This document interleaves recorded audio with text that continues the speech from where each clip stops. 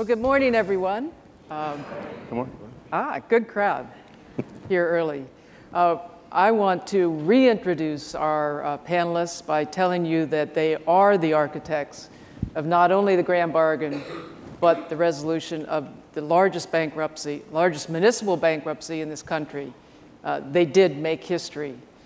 We're fortunate that we had the right people at the right place at the right time, and together really brought forth the very successful resolution of a very complex case.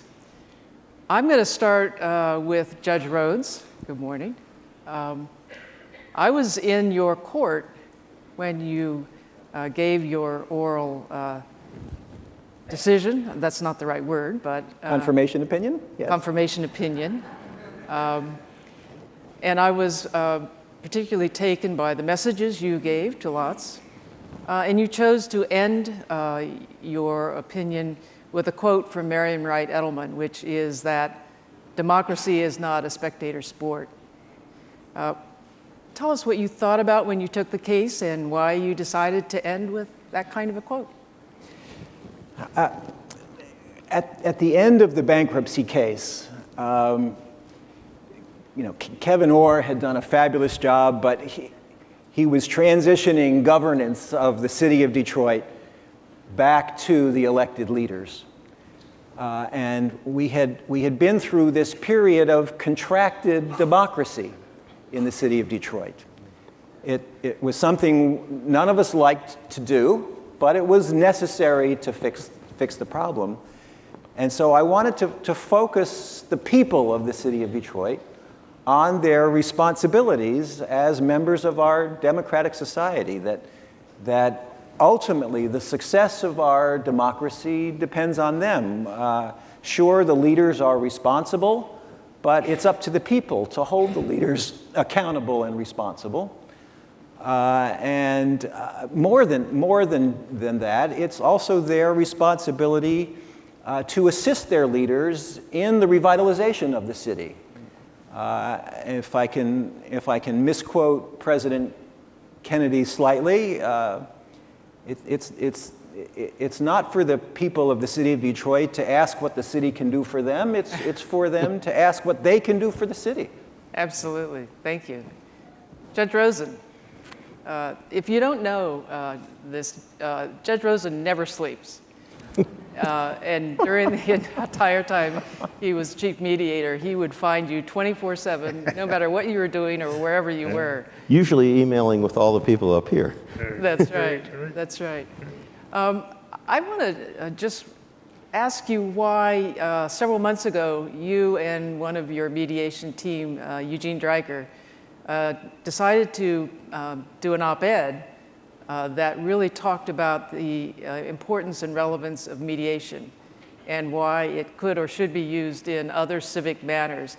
That was one of the lessons that you chose to talk about. What's your reaction to that, and what? Eugene and I thought it was important to get the message out that in situations where problems seem, at least at first blush, intractable, there are pathways that can be created to solutions. And that's not just limited to litigation. I've lived almost all of my adult life in the world of litigation from one side of the bench or the other. And I know that mediation works in litigation. But Eugene and I both thought that it also works, it can work in a more policy-centered dispute, which is, of course, what we found. And we thought that we could distill it down to 4 C's. First, candor. The parties have to come together and be honest with each other and face the problems. As Steve likes to say, denial is a river in Egypt. It's not an approach to solving problems. So first, candor. Then cooperation. Focusing not so much on the personalities or the politics of a problem, but focusing on what the real issues are and getting to the issues. Next, creativity. And I think everybody up here, we were doing this without an instruction manual. And we all had to be creative. Probably the greatest example of that is what's become known as the grand bargain. And finally, courage. And everybody here, including you, Mariam, had courage. Mariam and Darren and Rip and the other foundation partners in our negotiations were incredibly visionary and courageous, thinking outside the box with us. When we first came to them with the idea of the grand bargain, they didn't laugh at us. And No, we did. Just didn't tell him. Not to his face. Right. Just didn't tell him. it took courage and creativity to do these things. And I think it works beyond the litigation context.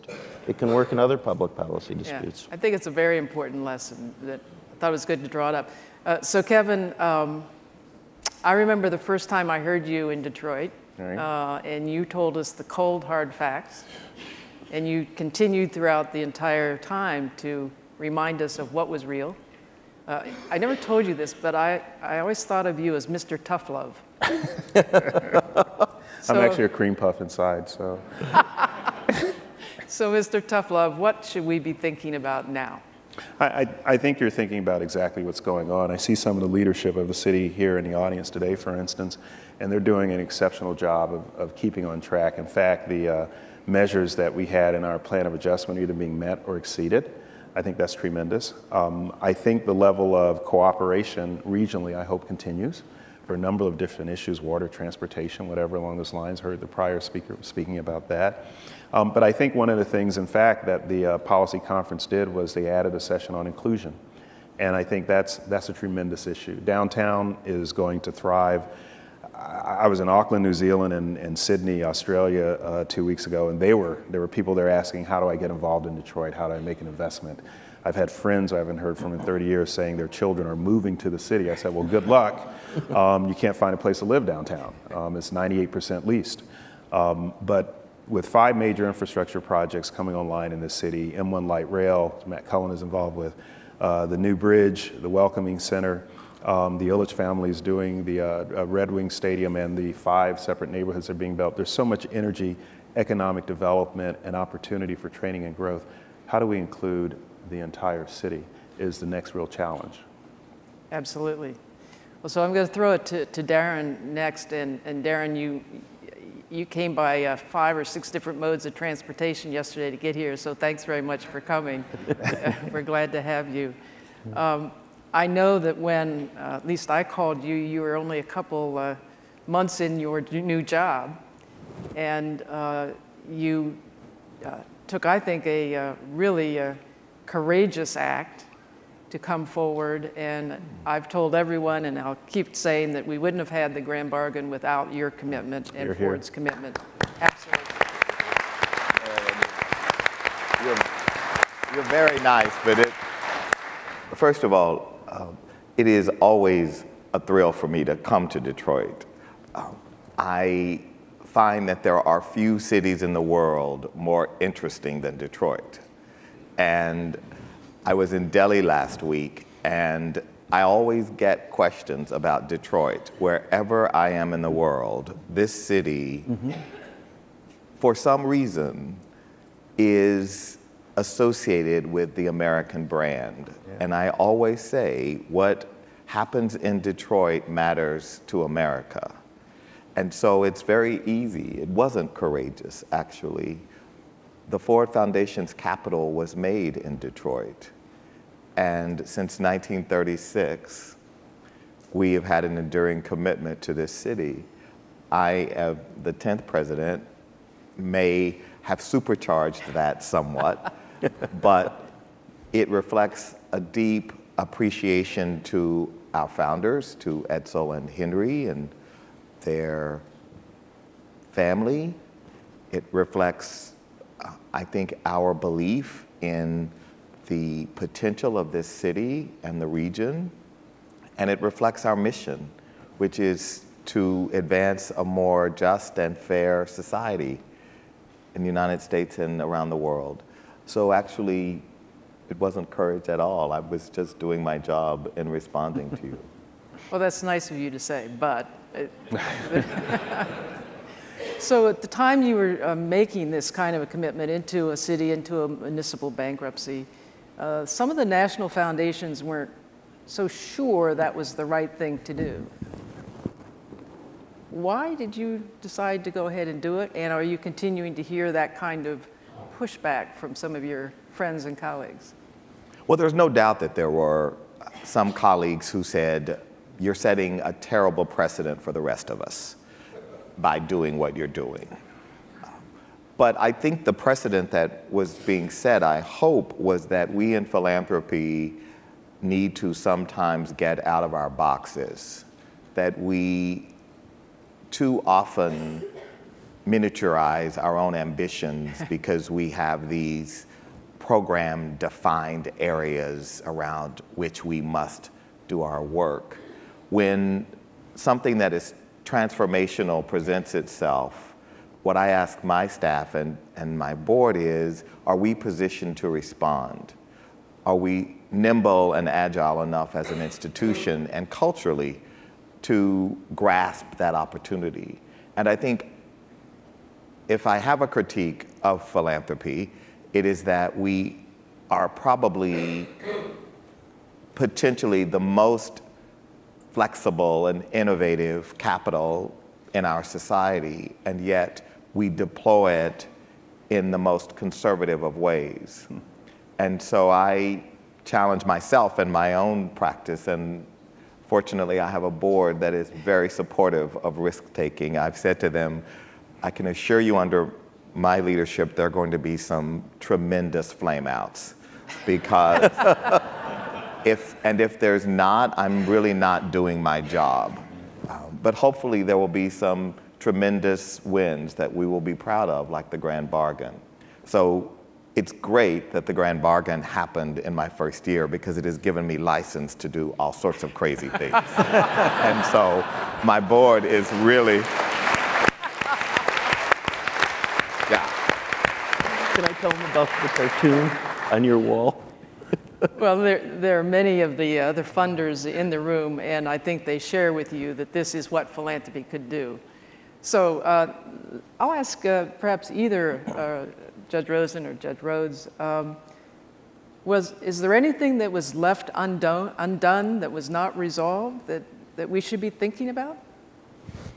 Well, you know, there are a couple things that are still going on, and in this aura of good feeling that we have about the bankruptcy, quite rightly, it was, as Steve said in his confirmation opinion, miraculous.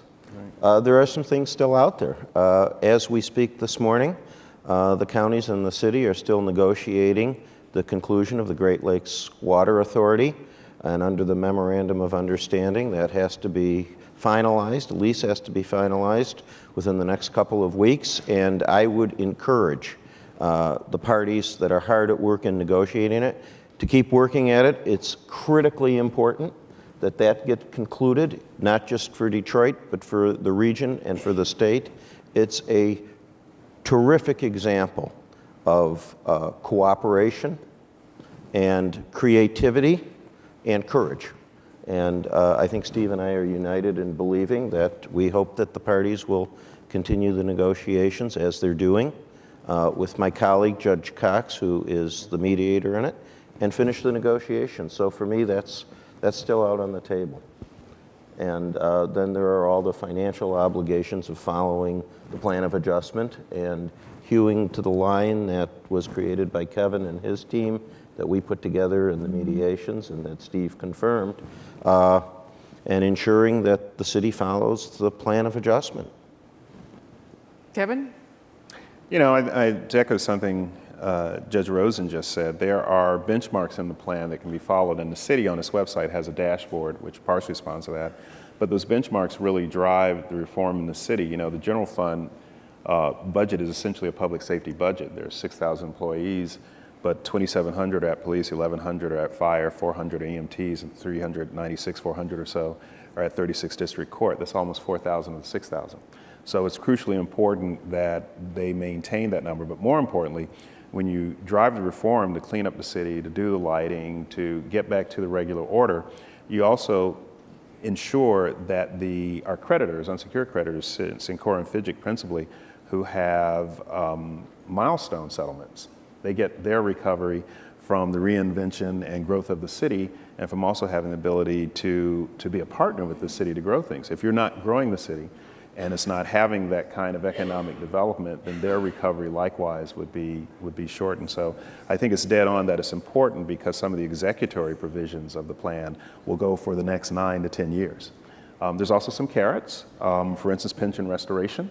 After 9 years is one of them, that you can go back to that if you have certain funding levels. So the plan's a little complex, but it's really simple. Do things the right way, hit your benchmarks, and good things come to people. If you miss those marks, then you're not going to achieve some of the goals that were involved. It's extremely important to remember that while we are focused on the revitalization of the city, and appropriately so, the plan of adjustment is basically a plan that adjusts the city's debt. Right. And that the plan calls for the repayment of that debt over a period of decades.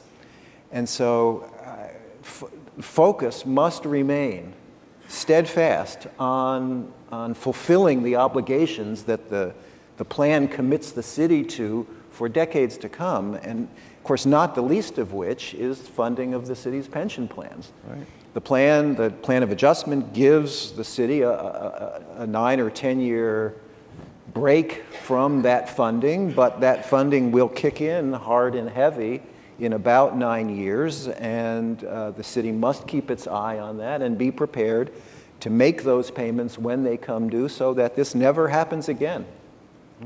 And I think the corollary, I think that accompanies this is what Kevyn said earlier. There has to be a focus on the fiscal stewardship of the city. There has to be a focus on the business of the city, building a vibrant and a robust economy. But as Kevyn said earlier, there has to be an approach to including everyone.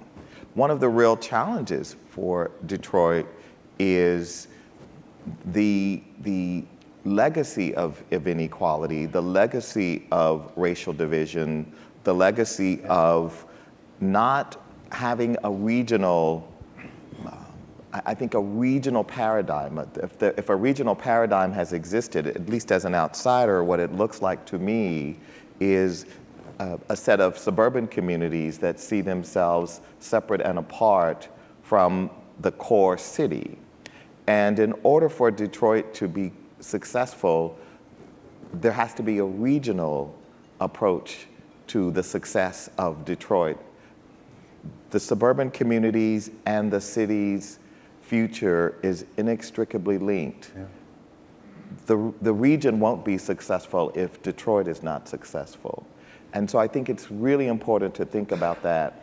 On the issue of measurement, one of the reasons I do love Detroit and Michigan is because there is so much innovation going on here. And there's something called the Social Progress Index, SPI, which is a new way of measuring social and environmental indicators of well-being of a state or a region. And Michigan, Detroit, is the first testing ground for this new innovation, SPI, which is something many of us want to accompany GDP, to have a holistic understanding of well-being, has just been launched here. And I think it was Deloitte and UMD, Philanthropy Progress. I mean, there's a really exciting movement here around measuring social outcomes. And so we're all watching what's happening in Detroit and in this state. Well, the message is we got to keep our eye on the ball. Yeah. The Community Foundation works regionally, so I share your concern and your prodding on this issue. Also, in terms of measurement, there are certain things that are going to need to be put in place for the monies to flow through Foundation for Detroit's Future. So this kind of keeping an eye on the ball, I think, is a message that is very important. Judge Rosen, you were going to? Yeah, you know, I wanted to pick up on something that Darren said, because it is all about the region and the state, not just Detroit. And by the way, Darren, you're not an outsider, you're a Detroiter now. I'd like to think I'm an honorary Detroiter. But you know, the grand bargain and everything that we did in the bankruptcy was really a partnership. It was a partnership between government, between philanthropy, between the private sector, and it's a partnership that works when people keep their eye on the ball and look forward instead of rehashing the problems of the past. The past has to inform us, but the partnership in the bankruptcy that we focused on was really the future. What was Detroit and the region going to look like on the other side of the bankruptcy? Well, and Detroit was now sort of the first, and I'm sure that other cities have been contacting some or all of you for advice. It's always nice to be first, I guess. Kevyn, what would you say to another city that's facing a similar situation? Yeah, actually, I have said to some other cities, I mean, I think you need, you know, as Judge Rosen was speaking about, and everybody up here said, Judge Rhodes, and as well as Darren, and you, Mariam, for that matter, you really need, you need leadership at the top. And I think one of the stories that's been lost on Detroit is the amount of effort that Governor Snyder and his team, Rich Barrett, I see over there in the corner,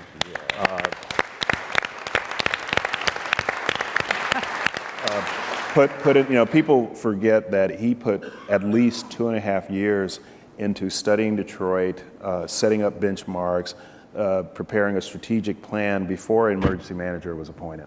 So there was just so much data, but also it primed the pump. I think number two, you know, you need leadership, you need talent, you need transparency, you need cooperation. You need those 4 things to effectuate any real change. But I think the other thing that we got really lucky with was that the community itself conducted themselves in a way with dignity and pride and with civil behavior that we have seen in some other communities recently, whether it's Baltimore, or Ferguson, or Staten Island, doesn't have to happen. That you sit in a tinderbox sometimes when you have disparity and frustration going on. And we didn't have that here, and there were people who were looking for that here. So from my view, what I tell other cities is if you don't have the leadership at the very top, which is focused and committed, if you don't have the talent that's willing to come in, I'm just the guy who happened to be in the slot, but the amount of talent went into it. If you're not able to explain to people what the need is, and if you don't have cooperation, you're not going to achieve the results. In fact, for some of them, I said, you know, you shouldn't hire me. I can't help you because you don't have those things in place. And as I said, you know, many times to Mayor Archer who's in the audience, you know, you left the city in pretty good condition and there was a long slide. It's going to take some time to get back to where we are. But if you have those things and you're willing to make the commitment, it can happen. If you don't have them, the probability of success gets lower. Judge Rhodes? I would give 3 very specific pieces of advice to municipalities around the state of Michigan. And they all pertain to this issue of pensions. I'm deeply concerned about that for this state because Detroit is not the only municipality that had an unfunded pension liability. Yeah. There are tens of billions of dollars of unfunded pension municipal liability in this state. So the 3 things I would say are, number 1, make your pension plan contributions. Now, that seems obvious, but in some places, including in Detroit, it wasn't happening. There are lots of pressures on municipal budgets, but this is one that can't be kicked down the road. Number 2, make sure you're calculating your unfunded pension liability correctly. There's a convention in that industry in this country that tends to understate the liability by having too high a discount rate. Yeah. It's a little technical, but the higher the discount rate, the lower the liability. And in this country, we link that discount rate to the assumed rate of return, and it's too high. It's too high, which means the liability is understated. So watch that. Number 3, think about whether the model we have for pensions, for municipal pensions in this state, is an appropriate model anymore. The model we use is defined benefit. Isn't it time for us to be thinking about moving to defined contribution, just like the private sector in this country has? The policy justification for doing that is that municipalities that are having trouble making their pension plan payments and who otherwise are under extreme financial pressure can't afford to undertake the risk that the market places on them when they have a defined benefit plan. And so we need to think about moving to defined contribution. Yeah. Judge Rhodes? Yeah, and I think another lesson from Detroit, but not limited to Detroit, but for all governments, because we saw the results of it in the bankruptcy, and it's continuing to pile debt upon debt upon debt without restructuring the foundation. So if I had one thing to say to the policymakers throughout Michigan, throughout the country really, is you can't continue to pile debt upon debt upon debt without restructuring the foundation. It's a road to oblivion. I mean, it really is. If you don't restructure the foundation, simply adding more debt is not a solution. We saw that in Detroit.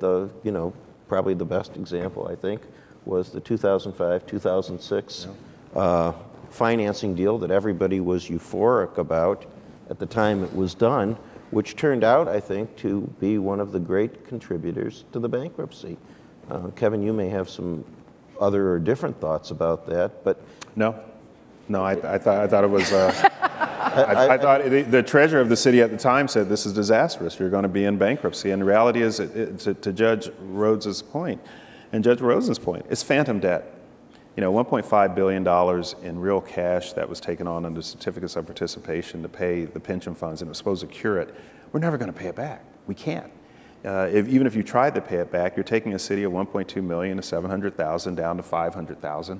So the multiplier times multiplicand yields a product. The number of taxpayers continues to decrease. It's entropy. It falls on itself. It's never going to get repaid.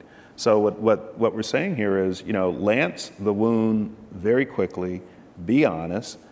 Do it. I was talking to a municipality. Their pension fund is at 44%.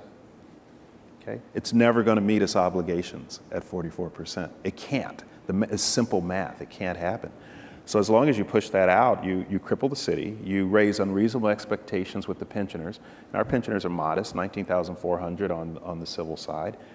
You create an unwieldy and basically inextricably downward spiral for both the fund, institution, and the beneficiaries, and you deprive people in their 30s, 40s, and 50s from an opportunity to have a realistic retirement because it's not going to happen. It's criminal. Mm-hmm. Well, and the hardship to the pensioners is unfathomable and unacceptable. Yeah. People need to be able to plan, but they need to be able to plan realistically, not based on ethereal sort of momentary promises that have no realistic way to be fulfilled. And, it may be easier to tell people at the time that we're going to, infuse $1.5 billion into a pension fund and everything's going to be great. But it's fairy dust. It really is. What we're talking about is the intersection of leadership and short-termism.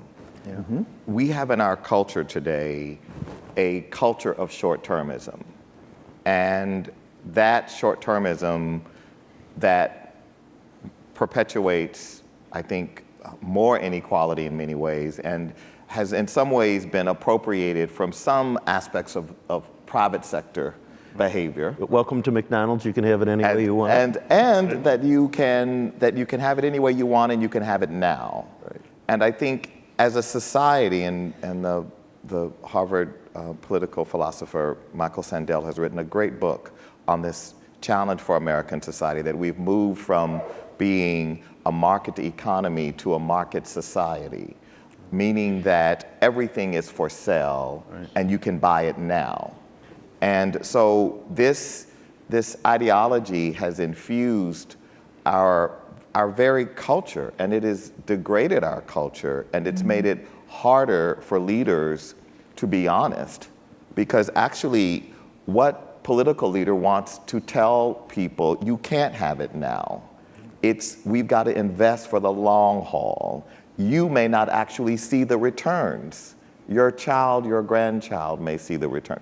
Who wants to have that conversation in our society today? So Darren, what can philanthropy do to play into taking that on and helping? Well, this mentality has infused philanthropy. So there's greater focus on short-term metrics. So there's greater focus on quantifiable returns. We now talk about ROI. That's all appropriate in some areas.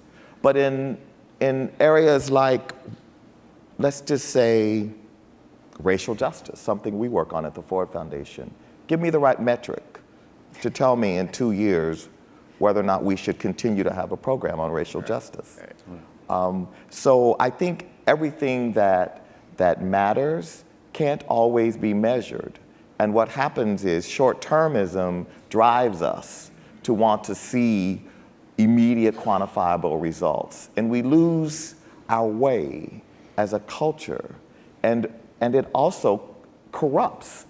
And what you just described, the reason there was euphoria was because everybody got what they wanted in that transaction. When they wanted it. When they wanted it. When, as you said, Kevin, to any honest person, that looked like a complete sham. Right. And yet you had Wall Street, the political leadership, everyone lining up saying, isn't it a great day for Detroit? Because everybody got paid that day. When in fact, long term, everyone's stability and the vitality of the city was undermined. It was sort of like Munich in 1938 as the prelude to World War II. So the one constant in our society and in our democracy is not leadership, because leadership comes and goes. Right. The constant is the people. Right. And so it's on the people to keep their eye on the ball, and it's on the people to keep the ever-changing leadership accountable. And I think something Darren said is really dead on. You know, when that deal was done, it was deal of the year and everybody was all excited. And in all fairness, you have to balance all equations. Okay, we got $1.5 billion, and if you had invested it in the stock market in 2006, 7, and 8 when it was going down, the market was at, index funds were at 6,200. It's now at 18,002. If you had been prudent and you're managed, even at that time with those dollars, you could have tripled your money. We could have not only paid pensions, the 13th check, the dividends, all those other things would have been available, even if you wanted to. But when you expend it in a way that's a lack of, say, maturity and sober management, you wasted it. And it was real money. So in all these things, to see the city start to exercise deliberative judgment, I see city council people are here. I think Council President Jones is over there.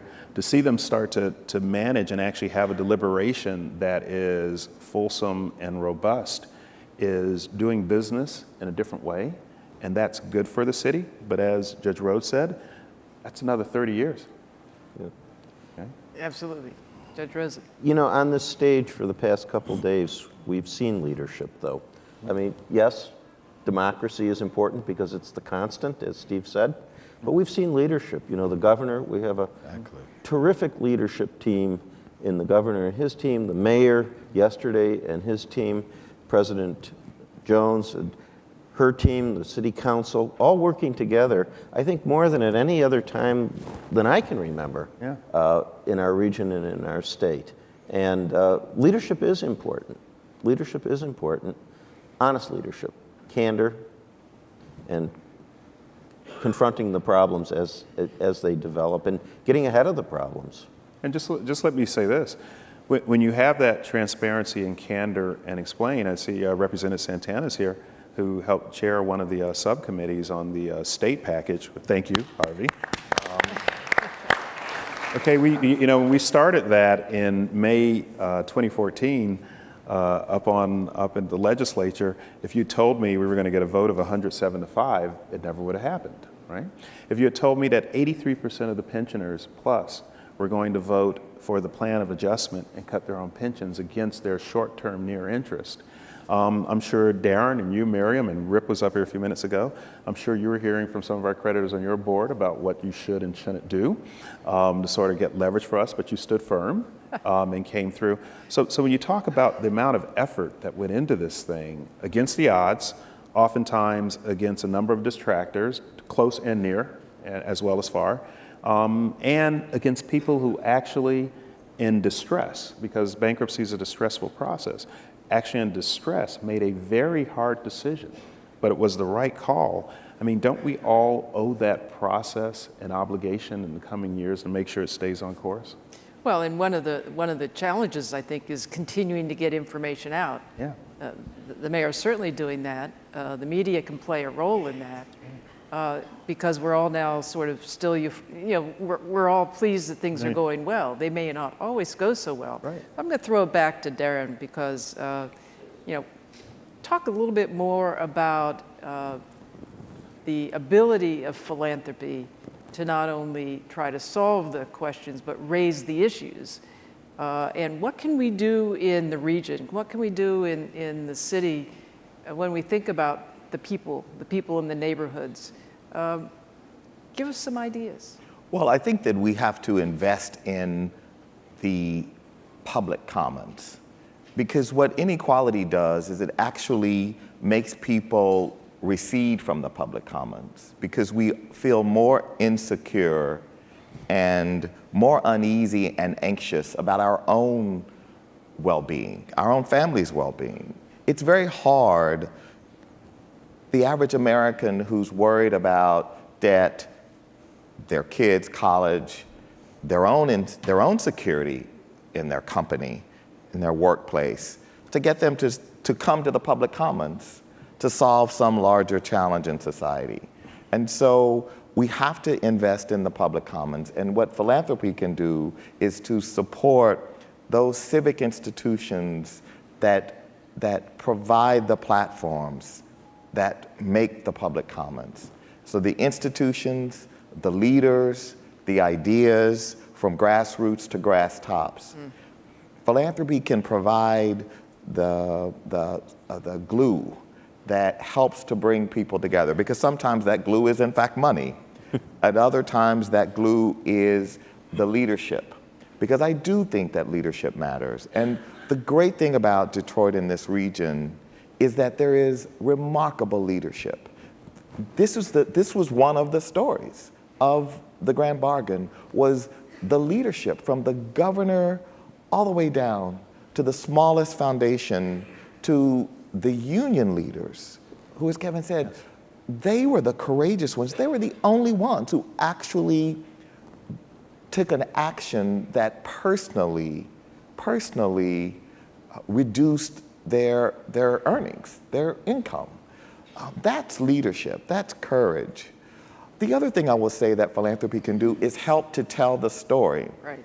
The thing that's happening in Detroit that sometimes people don't, and I saw it in Harlem, where I worked for 8 years. When I went to Harlem in the 90s, I remember we couldn't even get a supermarket to sit down and negotiate. Now, this is a community larger than Atlanta that was a food desert. There was no supermarket in all of Harlem. And we couldn't get anyone to talk to us because we can't go to inner cities, shrinkage and theft. You don't have enough a base there of people who will actually purchase our goods and services, et cetera. These were all mythologies that today have all been proven wrong, but we had to change the narrative. And that's what's happening in Detroit. And that narrative has to start at an elite level. So do you know what? In the last 2 months, I opened Town and Country. There's a story about Detroit. That's a good thing. That's a good thing. Now, you may not think, it's sort of frivolous. That's a good thing. I opened Architectural Digest this month. There's a story about Detroit. Yeah. Well, now, some people might say, well, that's kind of frivolous. That's not frivolous, actually. That's like really important. Right. Because influential people need to think of Detroit as a place you want to be. At the same time, you open Ebony, and there's a really interesting story about Detroit. So that you see the full, and you open business journals now, and there are questions, is this, and I see so many similarities. And I remember in the mid-90s, when I started in Harlem, the stories were all, this is a terrible ghetto, don't get off the A train at 125th Street, whatever you do. All those things that were written about Harlem when I first started working there. And I just reflect on the tipping point moment when there was a cover story about Harlem as the new place you want to be if you live in New York, which could never have been written, never have been written. I mean, you wouldn't see a white woman at the 125th Street station like I saw 2 weeks ago at like midnight. That just wouldn't have happened in 1985 in Harlem. Today, it is a completely different, vibrant, exciting community that is diverse racially, diverse economically, and that is booming. Detroit has that same potential on a much bigger scale. And I can see it. It is happening before our very eyes, and everybody in this room is contributing to that. And it's just so exciting. It is exciting. And the other thing I would just add, it's hard as a moderator not to put your 2 cents worth in, this whole process has really been based on trust as well as leadership. Everybody now is at a different point of trusting each other, which I think is going to continue to drive us forward. We're going to run out of time here very quickly. So what I'd like to do is let anyone who wants to have a few more words of advice, comment, reflection. One thought. Take a minute. There's a story about Benjamin Franklin when he walked out of the Constitutional Convention. And somebody walked up to him and said, "What have you wrought?" And he said, "A republic if you could keep it." What have we wrought? A city, a community, a region, and it's up to all of us to keep it. I'm incredibly optimistic about the future of not only Detroit, but the region and the state. Incredibly optimistic, but it really is up to all of us to keep our eye on the ball and to keep it. Judge Rhodes? Since I left the bench and retired in February, I've been going around the country speaking about the city, and what I sense as I go around the city, and I'm sure all of us share this, is that not only are people interested in the city of Detroit and what happened in the bankruptcy, they're genuinely rooting for the city. They want the city of Detroit to succeed. And it's a great feeling, and it's an underdog story. People love underdogs, but they're genuinely enthusiastic for the future of the city, and it's our job to continue to promote that enthusiasm. Mr. Toughlove? That's a tough love. I was looking around. Who's she talking about? I think there's a great deal of optimism that I have, but there's also a cautionary tale. And it's not just Detroit. There are other cities in the Midwest, whether it's Chicago, Los Angeles, Atlantic City, and others that are, as Judge Rhodes mentioned, there's a tremendous obligation that have to be met. And one thing I would caution everyone, not just in the cities, is one of my hometowns, Washington, D.C., has 4 city council people in jail right now. They went through a D.C. control board in the early 90s, got their books right, had $1 billion budget surplus, but still mischief attended and came back in. Even after that, in the shadow of the federal government, in the shadow of the United States Department of Justice, in the shadow of a U.S. attorney that was robust, a corporate counsel, inspector general, a GAO, an auditor general, human beings are human beings. And when you have a run out as long as we have, the cautionary tale is that for some of us in this room, some of us will still be around, some of us won't. We have to remember and reiterate that tale so that we do not slide back into prior behavior, not just Detroit, any other city. And we have to have earned the goodwill that people, not just in this city, worldwide, are now attending to this community and looking for us as a steward of that, not just for Detroit, but for the United States. That's a tremendous burden, but it's also a tremendous benefit. And the way the city conducted itself, in my humble opinion, they've earned that right. And I think they'll come through with it. Thank you. And Darren, we love your visiting Detroit as frequently as possible. Indeed, I couldn't agree with what my friend Kevyn just said so brilliantly. So we are in the business of hope at the Ford Foundation. And so there is no place in America to be more hopeful about than the city of Detroit. Right. It is in so many ways positioned for a great future. All of the admonition and advice that these bright men have put forward, I completely endorse. But I also know that at the end of the day, everybody wants Detroit to succeed. Yeah. America wants Detroit to succeed. Yeah. You can feel it. And Detroit is going to succeed. Yeah. And you're bringing your board Join back me in in thanking. June. Great. Big news.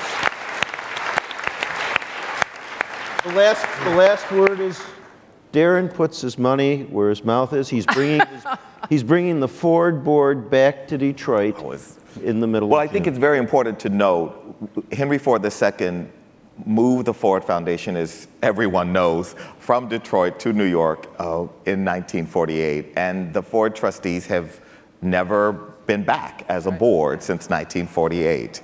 And so I am very proud and excited that we're having our summer trustees meeting in Detroit next month. Very good.